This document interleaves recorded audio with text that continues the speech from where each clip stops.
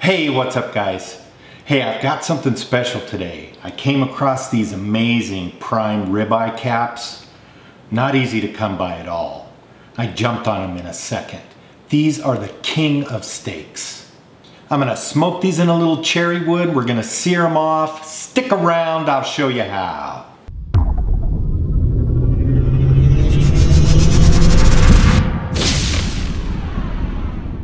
All right. So a quick lesson on the ribeye cap steak, and I'm not a pro, but this is what I know. You know when you cut into a ribeye and you get those first amazing, tender, melty bites around the curved end of the top? Well, that's the cap of the ribeye, also known as the spinalis dorsi, which is a tender strip of muscle next to a piece of fat that separates the eye. You rarely see this steak on its own because you have to cut it away from the entire prime rib, and this is really what makes the ribeye so flavorful. They're extremely hard to come by. Some specialty butchers may offer them, but I would say if you ever see this in your grocery store, snatch it up in a heartbeat, pay the 50 bucks because it's well worth it. This is the king of steaks, the tastiest cut on the cow, the butcher's butter, the best of the best. So we're gonna season these up. I'm gonna smoke them in a little cherry wood for about an hour and a half to 2 hours. I'm only gonna cook them to about 100 degrees and we're gonna sear them off and we're gonna have a great day. Let's get started. I'm going to season these with a little flaky coarse sea salt, some cracked black pepper, and a little garlic powder.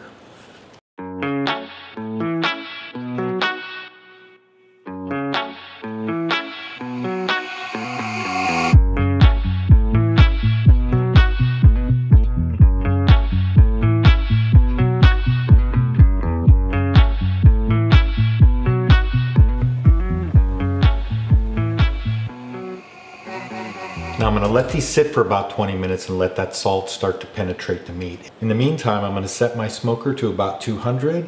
We're going to get these bad boys going. We're going to probe them. We're going to cook them to about 100 degrees internally before we sear them off. Let's take them out to the smoker.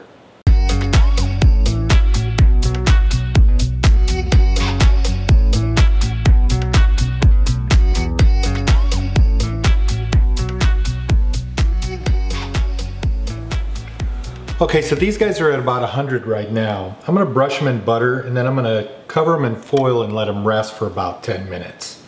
So the reason I only cooked them to about 100 is I'm gonna get a good sear on these on all sides, and I absolutely do not want to overcook them. I only want to cook them to about 132 degrees. So I wanna make sure that I give myself a nice good buffer in there. Again, so I'm just gonna cover them and let them rest for about 10 minutes. I'm gonna go out and get my grill screaming hot and we'll sear these off.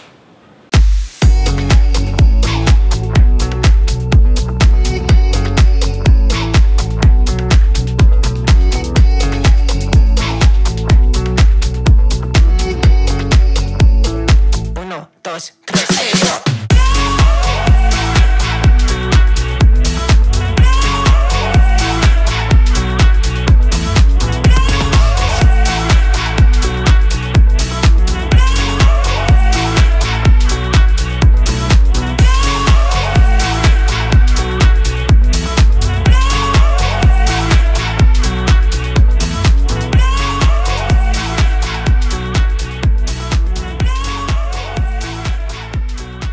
All right, let's check it out.